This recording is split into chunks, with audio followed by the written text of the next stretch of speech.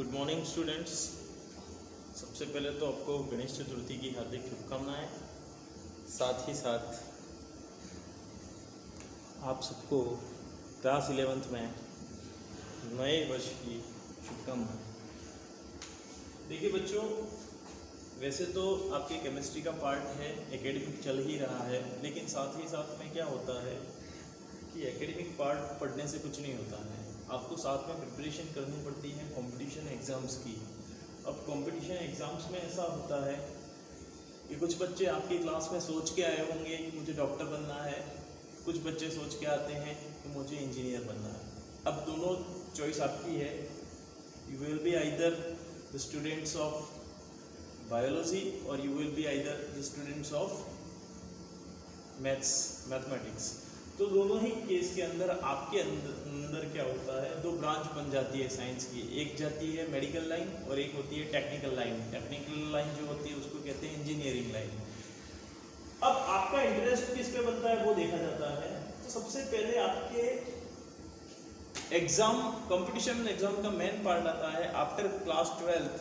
वो होता है, अगर मैं बायोलॉजी ले लूँ तो मेरे पास में एक पार्ट आएगा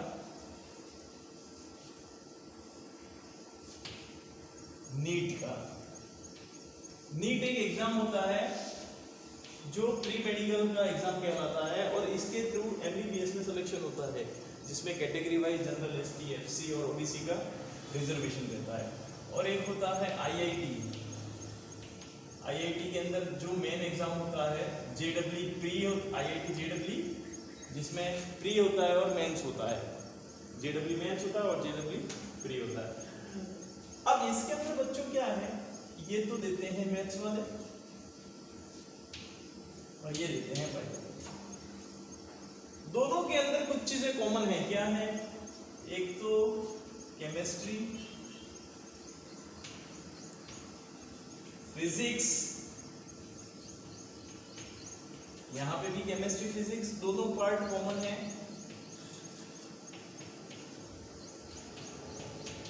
लेकिन तीसरा पार्ट यहाँ पे जो आएगा वो बायो आ जाएगा, बायोलॉजी जो क्लास 10th में आपने पढ़ी होगी। यहाँ पे आ जाएगा मैथ्स। ये तीन पार्ट रहते हैं इनके अंदर। अब अगर आप ध्यान से देखोगे तो वैसे तो आप मुझे जानते हो, मैं टीचर हूँ केमिस्ट्री का, ठीक है। तो केमिस्ट्री के बारे में हम थोड़ा सा देखते हैं। ये दोनों पार्ट दोनों के अंदर आते हैं। आईआईटी की जो केमिस्ट्री होती है, जेडब्ल्यू की थोड़ी सी एडवांस केमिस्ट्री होती है। नीट की केमिस्ट्री थोड़ी सी उससे थोड़ा सा, मैं ऐसा नहीं कहता कि एकदम इजी होता है, इससे थोड़ा सा लेवल डाउन होता है। लेकिन आईआईटी का जो केमिस्ट्री का पार्ट होता है वो थोड़ा सा एडवांस होता है। तो इनका मैंने आपको पहले भी बता चुका हूँ, क्लास 10th का जो पूरा सिलेबस है आजकल वो पूरा रिलेटेड है क्लास 11th और 12th का बेसिक क्लास 10th से स्टार्ट कर दिया है। 11th में जाते ही केमिस्ट्री पूरी बदल जाती है, पूरा नया नया लगता है। लेकिन आजकल क्या किया है, एनसीईआरटी ने अपना सारा सिलेबस, थोड़ा पार्ट है वो क्लास 10th में ऐड कर दिया है ताकि बच्चों को 11th में आते ही कुछ नया ना लगे। अब बच्चों इसके अंदर क्या होता है, अगर मैं बात करता हूँ केमिस्ट्री की, तो केमिस्ट्री के अंदर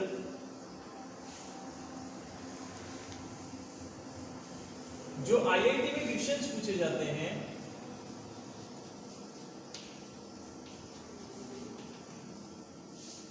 वो होते हैं आपकी क्लास 11th की केमिस्ट्री से 45% और क्लास 12th की केमिस्ट्री से 55%। ये रेशियो है, इस प्रोपोर्शन में क्वेश्चंस आते हैं।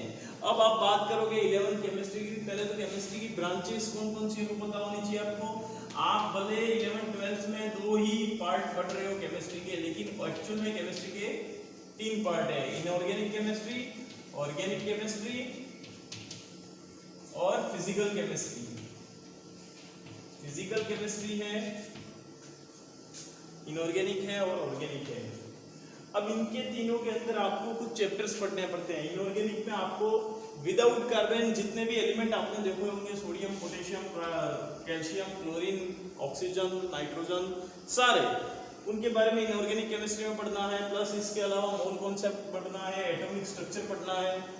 देखिए मैं यहाँ पे लिखता हूँ, सबसे पहला तो टॉपिक आता है इसके अंदर एटॉमिक स्ट्रक्चर।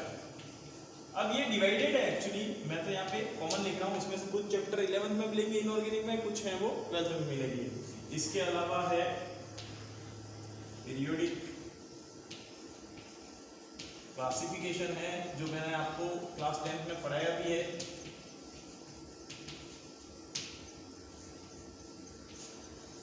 इसके बाद है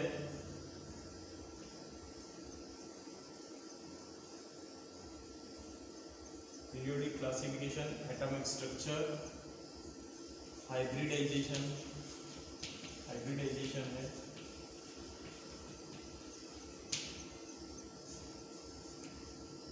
हाइब्रिडाइजेशन के अलावा आप पढ़ोगे बायोकेमिस्ट्री।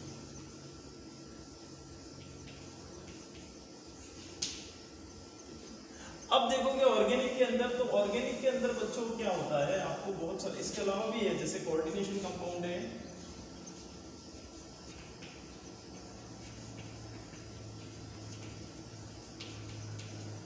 इसके अलावा आप पढ़ोगे S block, P block, D block and F block के जितने भी एलिमेंट हैं जो आपने पीरियोडिक टेबल में पढ़ रखे हैं, उन सब के बारे में आपको डिटेल से एक एक करके सबको पढ़ना है, एक एक चैप्टर है इनके ऊपर बेस्ड। तो ये सारी चीज़ें, इनके अलावा भी अगर मैं कुछ टॉपिक भूल रहा हूँ तो आप लोग देख लेना। ऑर्गेनिक केमिस्ट्री की बात करता हूँ, तो ऑर्गेनिक के अंदर क्या होता है, सबसे पहले तो इसके अंदर general organic chemistry which is related to your carbon atom, जिसके अंदर आपको इसके IUPAC नेम, उसके अलावा डेरिवेटिव्स नेम्स, रूट नेम, ये सारे आपको पता होने चाहिए, जिसको बोलते हैं जनरल ऑर्गेनिक केमिस्ट्री, जिसके अंदर ये सारे पार्ट आते हैं। फिर आपके एक एक करके सारे फंक्शनल ग्रुप आते हैं, जिसमें आता है एल्डिहाइड, एल्केन, सबसे पहला तो आता है एल्केन, एल्कीन, एल्काइन,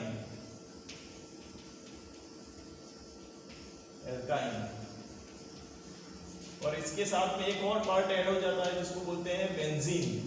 बेंजीन की अपनी अलग दुनिया है। नेक्स्ट आता है एल्डिहाइड, कीटोन, ये सारे फंक्शनल ग्रुप आप जानते हो, aldehyde, ketone and carboxylic acid.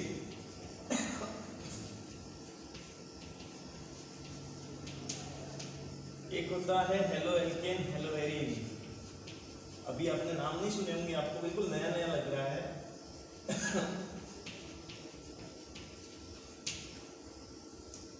इसके अलावा बच्चों होता है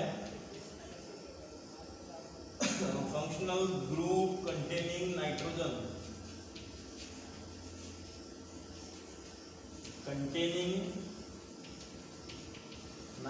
एटम।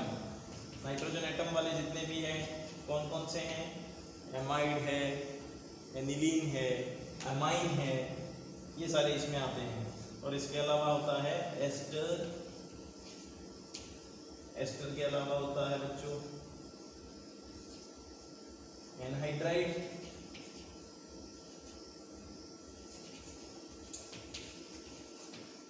एनहाइड्राइड के अलावा ये बहुत हैं। और एक होता है जितने भी आपके बायोमोलिक्यूल्स होते हैं ना, जिसके अंदर ग्लूकोज, फ्रक्टोज आते हैं, वो भी ऑर्गेनिक का ही पार्ट है बच्चों। ग्लूकोज, फ्रक्टोज, सेल्यूलोज, इन सबको आप पढ़ते हो बायोकेमिस्ट्री, वो भी इसके अंदर ही बात होती है, ठीक है।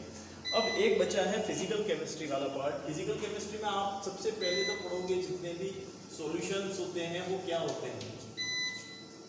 सॉल्यूशंस के अलावा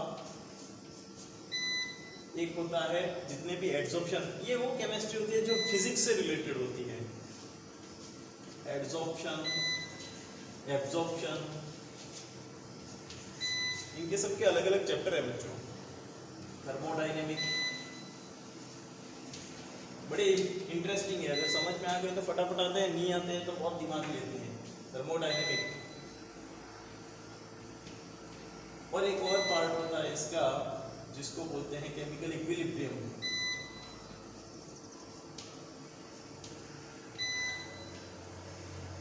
अब इन सब से हटके इन दोनों का मिक्सअप पार्ट होता है, इनऑर्गेनिक और ऑर्गेनिक का, जिसको मैं मानता हूँ इसी के अंदर में आता है, जिसको बोलते हैं केमिकल काइनेटिक्स। बड़ा इंपॉर्टेंट है, बहुत मस्त चैप्टर है ये काइनेटिक्स। तो इस हिसाब से कुल ये सारे टॉपिक अगर आपके क्लियर हो जाते हैं तो यूँ समझो कि आपका 95% क्रॉस कोर्स हो गया और इनके अंदर से ही जो क्वेश्चंस होते हैं वो बनते हैं आईआईटी और जेडब्ल्यू के अंदर बच्चों। ये इसमें से कुछ चैप्टर आपको मिलेंगे क्लास 11 की केमिस्ट्री में फर्स्ट और सेकंड पार्ट में, कुछ चैप्टर आपको मिलेंगे इसके अंदर से क्लास 12 की केमिस्ट्री के अंदर। तो इनको अपन को धीरे धीरे एक एक करके हर सैटरडे को अपन एक एक टॉपिक क्लियर करते जाते हैं। अगर मैं सबसे पहला चैप्टर में स्टार्ट करूं तो एटॉमिक स्ट्रक्चर के बारे में इसको देखना पड़ता है, क्योंकि ये सारा पार्ट अपन को अगर पहले करते हैं ये और ये दोनों चैप्टर तो हमको पहले करने पड़ते हैं, उसके बाद में अपन आगे जा सकते हैं बच्चों। तो एटॉमिक स्ट्रक्चर के बारे में आप लोग बहुत अच्छी तरीके से जानते हो बच्चों। एटॉमिक स्ट्रक्चर में अलग अलग डिफरेंट टाइप्स के मॉडल आए थे, लेकिन ये मॉडल हमको थोड़े से डिटेल में पढ़ने पड़ते हैं और उनके ऊपर बेस्ड क्वेश्चंस करने पड़ते हैं। एटॉमिक स्ट्रक्चर क्या होता है, एटॉमिक नंबर क्या होता है और एटॉमिक मास क्या होता है, ये हमको देखना है। अगर मैं यहाँ बात करूं एटॉमिक नंबर की और एटॉमिक मास की, तो आपको पता होना चाहिए इसके अंदर क्या क्या होता है। कि एटॉमिक नंबर तो ये होते हैं is equal to number of proton. Atomic mass क्या होता है, mass of proton plus neutron. आपके दिमाग में एक क्वेश्चन आएगा, अगर आपको पता होगा कि एटम का स्ट्रक्चर कुछ लास्ट मॉडल में आपने पढ़ा था ऐसा होता है, जिसमें ये साइड में शेल होते हैं, शेल के साइड में सब शेल होते हैं, सब शेल में इलेक्ट्रॉन भरे हो जाते हैं, ठीक है। यहाँ पे KNMN करके शेल मैंने बताए थे। अब एक्चुअली क्या होता है, एटम में तीन चीजें होती हैं, ये आपको पता है, प्रोटॉन, न्यूट्रॉन और इलेक्ट्रॉन। लेकिन एटम का जो मास जो मानते हैं हम, वो प्रोटॉन और न्यूट्रॉन को दो को ही मानते हैं। इलेक्ट्रॉन का मास क्यों एटम के अंदर कैलकुलेट नहीं करते हैं, क्योंकि एटम के मास देखने पड़ेंगे तीनों को। सबसे पहले तो प्रोटॉन का जो बच्चों मास होता है वो होता है 1.6 × 10⁻⁻27 1.6 × 10⁻⁻27 kg। और इलेक्ट्रॉन का जो मास होता है बच्चों वो होता है 9.1 × 10⁻31 kg। अब क्या होता है, ये दोनों मास के कंपैरिजन में ये मास होता है वो बहुत कम होता है, -31 kg। मतलब 9.1 को 10 से डिवाइड कर दो, मतलब 10⁻31 से डिवाइड कर दो, तब जाके जो मास निकलता है वो इलेक्ट्रॉन का मास होता है। सोचो बहुत कम मास है, इनके कंपैरिजन में भी बहुत कम मास है। तो उस कंडीशन में इसका मास न के बराबर मान के एटम का जो जनरली मास गिना जाता है तो उसके न्यूक्लियस के मास को ही माना जाता है। इसलिए न्यूक्लियस का जो मास होता है वो क्या होता है, atomic mass proton plus neutron का मास होता है, ठीक है। अब एटम का जो एटॉमिक नंबर होता है वो उसके अंदर नंबर ऑफ प्रोटॉन जो होते हैं उसके इक्वल होता है। एटम के नंबर ऑफ प्रोटॉन क्या होते हैं, प्रोटॉन के ऊपर आपको पता होता है इसके ऊपर जो चार्ज होता है वो पॉजिटिव होता है। पॉजिटिव की भी अगर मैं बात करूं तो यहाँ पे 1.6 × 10⁻⁻19 कूलम इतना चार्ज होता है। अगर न्यूट्रॉन की बात करूं तो इसके ऊपर 0 चार्ज होता है, और यहाँ पे इलेक्ट्रॉन की बात करूं तो उसके ऊपर नेगेटिव चार्ज होता है, वो होता है -1.6 × 10⁻⁻19 कूलम। ये तो इनका मास है होता है और ये इनका चार्ज होता है। चार्ज मतलब इनके ऊपर जो पॉजिटिव और नेगेटिव चार्ज होता है। प्रोटॉन होते हैं सेंटर में होते हैं, ये इलेक्ट्रॉन होते हैं वो साइड्स के अंदर शेल के अंदर होते हैं। इतना तो आप अपनी प्रीवियस क्लास के अंदर जानते हो। इसके अलावा आपने देखा होगा कि डिस्कवरी किसने की थी, तो आपको पता है प्रोटॉन की थी गोल्डस्टीन ने, न्यूट्रॉन की जेम्स चैडविक ने, इलेक्ट्रॉन्स की किसने की थी आपको पता होगा J.J. थॉमसन, बड़ा इंपॉर्टेंट साइंटिस्ट था।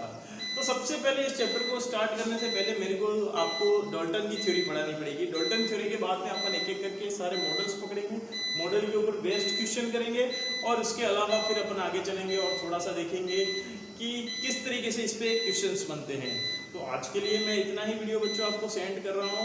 इसके अलावा मैं आपको अगले वीडियो में बताऊंगा, एक एक करके हर सैटरडे को अपन वीडियो के द्वारा पढ़ते रहेंगे। आप भी अपने पास में कोई रेफरेंस बुक या फिर नहीं हो तो NCERT की बुक अपने पास में सफिशिएंट है, इससे बाहर क्वेश्चन जाते नहीं हैं। मैं आशा करता हूँ कि आप लोग उसको एज ए नीट और एज ए IIT पढ़ोगे। तो आज के लेक्चर में इतना काफ़ी है, बाकी अपन नेक्स्ट लेक्चर में डिस्कस करेंगे।